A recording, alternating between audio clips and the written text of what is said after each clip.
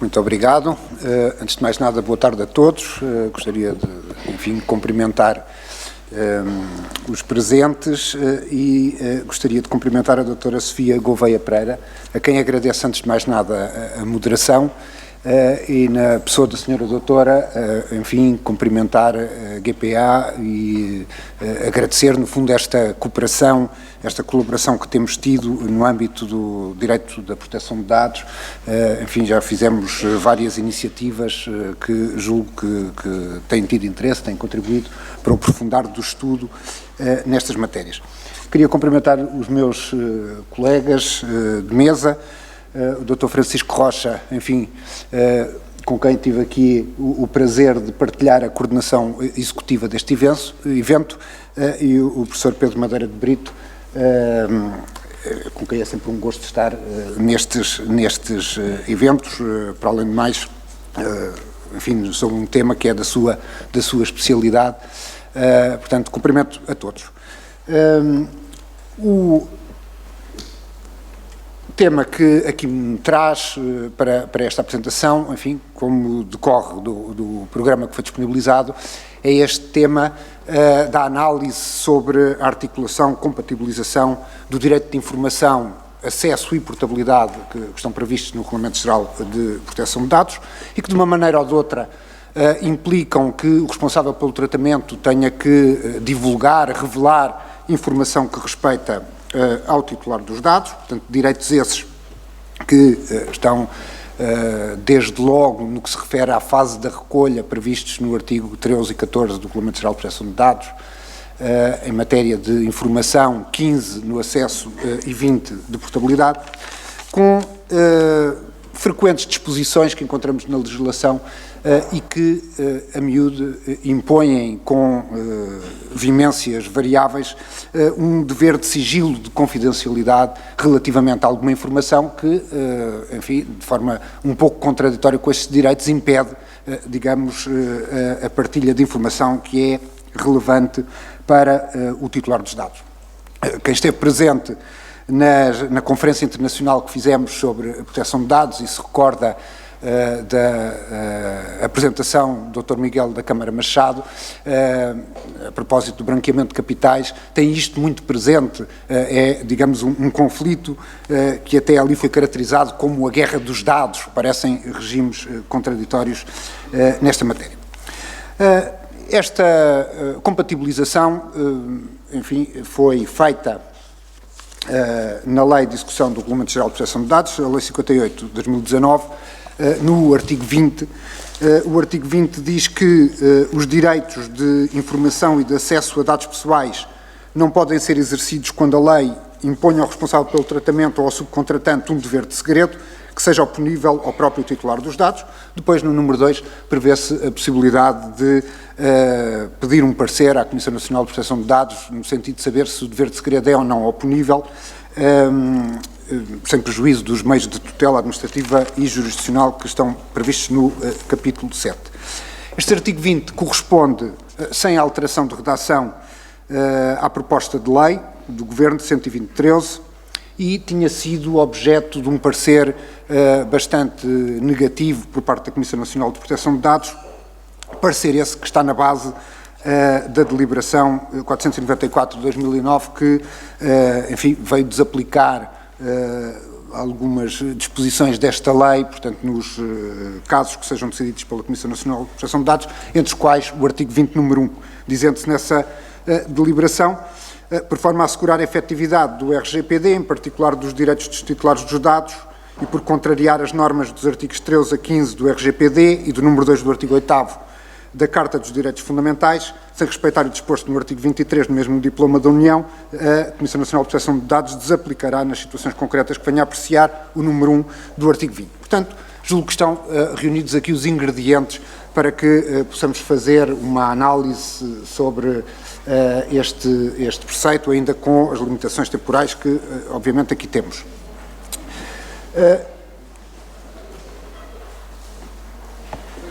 Como há pouco referi, o direito de informação está regulado de forma especial no artigo 13 e no artigo 14. portanto, trata-se do direito de informação do titular dos dados quando inicia uma operação de tratamento, portanto, estamos a falar do momento da recolha dos dados. A diferença entre o artigo 13 e o artigo 14 reside na circunstância de sabermos se os dados foram recolhidos pelo responsável do tratamento diretamente junto do titular ou não, mas não podemos perder de vista, isto julgo que é importante depois para a interpretação que possamos fazer do artigo 20 da Lei 58 de 2019,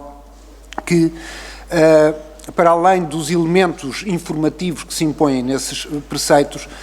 temos que articular essa disposição com outras que podem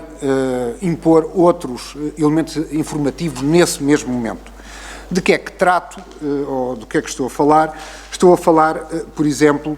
do que se prevê no considerando 39, portanto, a necessidade de informação aos titulares dos dados relativamente a riscos, regras e garantias relacionadas com o tratamento. Portanto, estamos a falar aqui de medidas técnicas e organizativas relacionadas com riscos especiais que podem também ter que ser explicados no momento da recolha, enfim, e são geralmente nas políticas de privacidade. Temos que articular também com os elementos informativos que têm que ser dados em matéria de consentimento. Sabemos que o consentimento tem aqui exigências especiais, tem que, entre outros aspectos, ser um consentimento informado e, portanto, para que o consentimento possa ocorrer com estas características, determinados elementos podem ter que ser transmitidos para obter esse mesmo consentimento. E depois encontramos outras disposições, por exemplo, a que está no número 2, no número 3 do artigo 12, a necessidade de informar acerca das medidas adotadas na sequência do exercício de direitos e, muito especialmente, aquilo que encontramos no artigo 34 perante eventos de violação de dados. Portanto, havendo, digamos, uma ponderação de que um evento de violação de dados pode implicar um risco relevante para o titular dos dados, é preciso dar-lhe informação, portanto não bastará, digamos, comunicar à autoridade de controle, é preciso comunicar também ao próprio titular dos dados esse evento. Portanto, na informação temos tudo isto compreendido. O direito de acesso, enfim, previsto no artigo 15 e no considerando 63 do ponto de vista do conteúdo, tem em vista, naturalmente, que o titular dos dados possa obter consentimento de que o tratamento ocorre e, nesse caso, possa aceder a esses mesmos dados, dizendo-se no número 3 do artigo 15 que o responsável pelo tratamento tem que facultar uma cópia ao titular dos dados que são objeto de tratamento. O artigo 20 tem com o artigo 15 uma ligação que é extremamente relevante e é extremamente notória. Aliás, nas guidelines do Working Party, artigo 29, portanto, essa ligação é claramente estabelecida, porque o que se trata aqui é de, fundo, fazer um update, um upgrade, peço desculpa, do direito de acesso, porque, através do direito de portabilidade, o titular tem o direito de aceder aos dados pessoais, mas aceder de uma maneira especial. Enfim, existem diferenças do ponto de vista da estrutura do direito e das condições do seu exercício, aceder de forma estruturada, de forma que permita a integração num sistema informático diferente do responsável pelo tratamento, e tem o direito de, para além de aceder, para poder reutilizar os dados noutro sistema informático, tem o direito de exigir que os dados sejam transferidos para outro responsável pelo tratamento. Portanto, mas trata-se aqui também de uma variação do direito de acesso, de um desenvolvimento do direito de acesso, desenvolvimento próprio das exigências de uma economia de dados e de uma economia digital. Esta ligação entre os dois direitos é também sublinhada pela circunstância de o RGPD estabelecer aqui uma limitação ao exercício desses direitos, que é uma limitação comum. Quer o acesso, quer a portabilidade não podem prejudicar os direitos e liberdade de terceiros. Aqui está um pequeno slide sobre as estruturas e requisitos para esse direito de portabilidade, que agora, enfim, não é muito relevante. O que é relevante para a análise que aqui nos traz é a circunstância do artigo 23 admitir que estes direitos que estão previstos a partir do artigo 12º e que incluem o direito de informação, o acesso e a portabilidade, são suscetíveis de restrições, de limitações por legislação nacional, portanto, por normas dos Estados-membros. Existem, digamos, requisitos que estão no número 1 do artigo 23, diz que essas limitações têm que respeitar o núcleo essencial dos direitos que limitam, têm que ser adequadas e proporcionais à salvaguarda de finalidades compatíveis com uma sociedade democrática, entre as quais as que estão referidas na alínea A J do número 1 do artigo 23. Portanto, são direitos suscetíveis de limitação pelos direitos nacionais. Esta limitação ocorre não apenas em matéria de informação ao que se dispõe no artigo 13º e 14º, mas também no que diz respeito ao artigo 12º e, muito importante, também no que diz respeito às informações em matéria de violação de dados, porque há uma expressa remissão também para o artigo 34. Isto, enfim, vai ser relevante para depois compreendermos o artigo 20 da lei de discussão. Ora, antes de entrarmos, enfim, na existência de disposições nacionais que impõem o dever de segredo, e antes de vermos como é que elas se devem articular com o Regulamento Geral de Proteção de Dados, gostava de passar em revista convosco algumas disposições do próprio RGPD, onde o dever de segredo e a existência de uma obrigação legal de confidencialidade aparece como relevante ou para limitar os poderes das autoridades de controle ou mesmo para limitar os próprios direitos. E parece-me que, espero não estar muito fora do tempo, não, muito bem. Muito bem. Parece-me que essa relevância nós conseguimos encontrar desde logo no artigo 90. O artigo 90 esclarece que podem existir disposições nacionais que vão, no fundo, limitar poderes inspectivos da autoridade de controle, na medida em que o exercício desses poderes inspectivos pudesse pôr em causa um dever legal de confidencialidade. Enfim, a existência destas disposições tem que ser notificada pelos Estados-membros e foi precisamente o que aconteceu na Lei Alemã de Proteção de Dados. Nós temos na secção 29, parágrafo 3º, esta previsão de que os poderes da autoridade de controle previstos no artigo 58, número 1, a linha E e F do Regulamento Geral de Proteção de Dados, relativamente às pessoas enumeradas na secção 203, 1, 2A e 3 do Código Penal, não podem ser exercidos na medida em que o seu exercício pudesse implicar a violação de uma obrigação de confidencialidade resultante da lei. Estas pessoas enumeradas no Código Penal alemão são, enfim, um pouco à semelhança do que acontece no nosso direito, advogados, médicos, são instituições financeiras que estão sujeitos ao dever de segredo. Mas, portanto, aqui decorre um primeiro aspecto em que há esta relevância do dever de segredo como limitação às garantias e aos direitos resultantes do RGPD. Depois encontramos uma referência expressa no artigo 14, número 4, a linha D, em matéria de direito de informação quando os dados não são recolhidos junto do titular, em que se diz claramente que a existência de um dever legal de confidencialidade limita, portanto, o dever, que é correlativo do direito de informação previsto nos números anteriores. E, finalmente, parece-me que encontramos também uma referência, ainda que não expressa, implícita, quando no direito de acesso e no direito de portabilidade se diz que esses direitos têm que ceder perante os direitos e liberdades de terceiro, porque não podemos esquecer que relativamente a esses terceiros existe também um princípio de segurança que impõe a confidencialidade, quer no artigo 5º, número linha F, quer no artigo 32, e, portanto, na medida em que exista um dever de confidencialidade relativamente aos dados de terceiro, obviamente isso limita o direito de acesso e o direito de portabilidade. Bom, entrando agora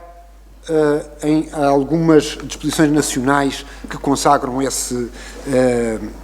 dever de segredo. Não vamos analisá-los em pormenor, até são subejamente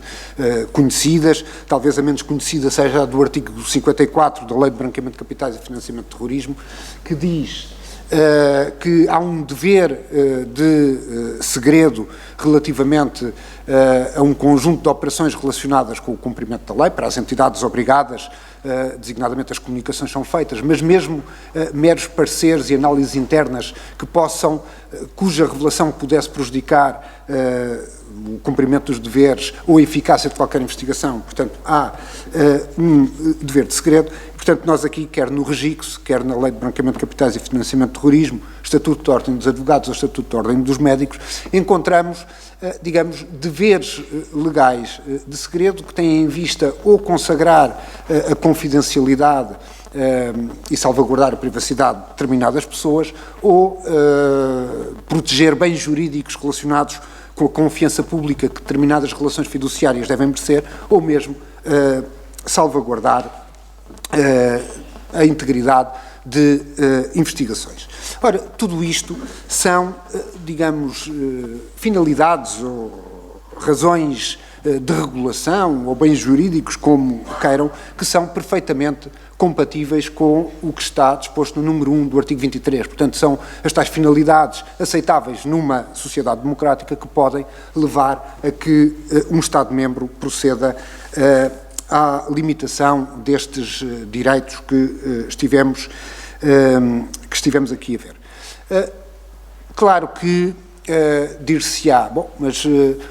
se nós lermos o artigo 20 da Lei 58 de 2019, não resulta essa finalidade. O artigo 20 tem que ser conjugado com concretas disposições que consagram o segredo. Mas dessa conjugação, sendo que o artigo 20 é uma norma, digamos, incompleta, que não se aplica por si só, pressupõe essa conjugação, dessa conjugação resultam não só as finalidades, como os requisitos previstos no número 2 do artigo 23 e, portanto, eu diria que nesta matéria não há razão para não haver a aplicação do artigo 20, número 1, tal como se determina na deliberação da CMPD. Se nós formos ver o que é que sucede no direito comparado relativamente a esta matéria, eu peço desculpa, estou quase a terminar, exatamente, estou quase a terminar, vamos encontrar disposições muito semelhantes à disposição que temos no artigo 20, enfim, talvez sem surpresa,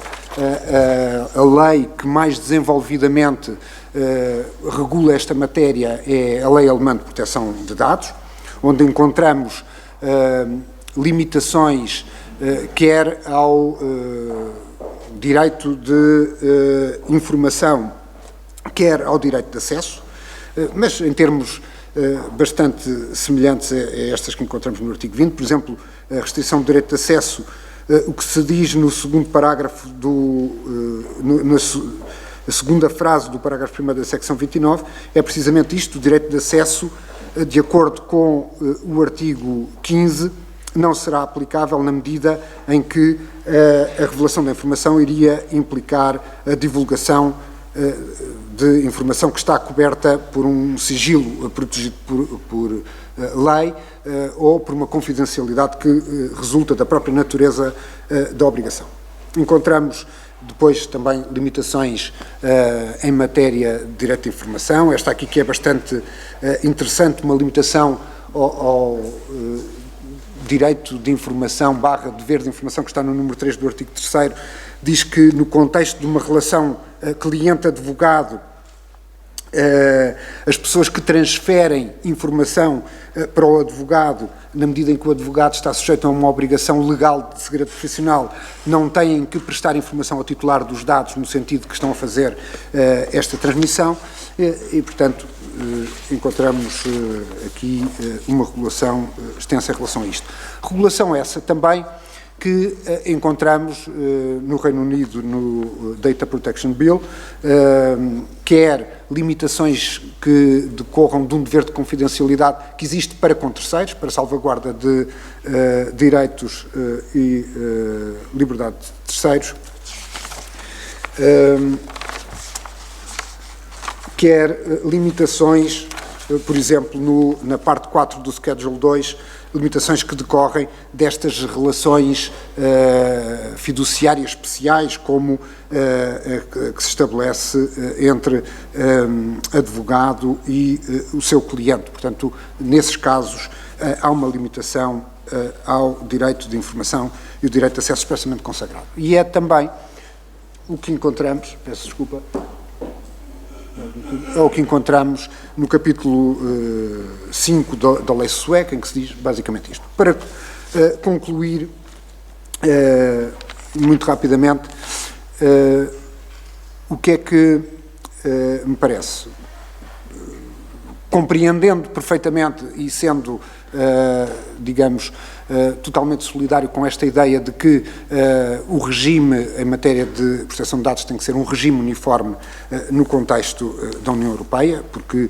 digamos, esse é o objetivo central subjacente ao Regulamento Geral de Proteção de Dados e é essencial a uma economia de dados onde é suposta a livre circulação de dados e à criação de mercado único digital, e tendo eu, enfim, já em ocasiões anteriores, sido bastante crítica em relação a algumas soluções desta Lei 58/2019, penso que o artigo 20 desta lei é perfeitamente enquadrável na regulação do artigo 23 e, portanto, estas limitações podem ser consagradas pelos Estados-membros e, para além de mais, é uma limitação alinhada com outras soluções de direito comparado. Isto por um lado. Por outro lado, em função daquilo que vimos no início, penso que este artigo 20 da lei se presta a interpretação extensiva e deve ser objeto de interpretação extensiva. Interpretação extensiva não apenas para poder aplicar-se e